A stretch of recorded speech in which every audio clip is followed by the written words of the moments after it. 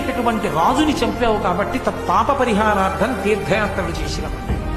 సరేనని బయలుదేరాడు. భూమండలం అంతా తీర్థయాత్ర చేశాడు. తీర్థయాత్ర చేసి చేసి చిట్ట చివరికి మళ్ళీ తల్లిదండ్రుల దగ్గరికి వెళ్ళాడు. వెళ్ళి తల్లిదండ్రులకు మొక్కాడు, నమస్కరించాడు. కాలం గడిచిపోతోంది.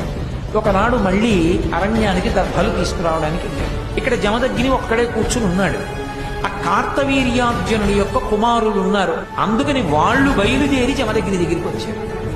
మా నాన్నని చంపేసిన వాడు ఈ జమదగ్ని కొడుకైన పరశురాముడే, కాబట్టి ఈ జమదగ్ని చంపేస్తామని కూర్చున్నవాడిని కూర్చున్నట్టు కత్తి పెట్టి తలపెట్టేశాడు.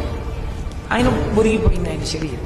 ఆ తల్లి జమదగ్ని యొక్క భార్య ఆ పడిపోయినటువంటి జమదగ్ని యొక్క శరీరం మీద పడి గుండెలు బాదుకుంటూ ఏడుస్తూ పిలిచింది, భార్గవరామ భార్గవరామ భార్గవరామ అని అరిచింది.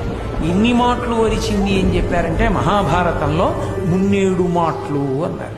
అంటే 21 మాటలు అరిచింది.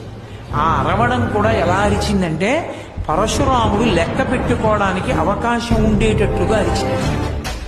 అన్ని మాటలు అరిస్తే ఆయన అరణ్యంలో ఉన్నవాడు విన్నాడు, నా తల్లి ఎందుకింత ఎలుగెత్తి ఏడుస్తూ అరుస్తోంది అని.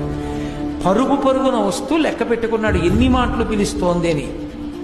ఆశ్రమానికి వచ్చేటప్పటికి 21 మాటలు పూర్తయి.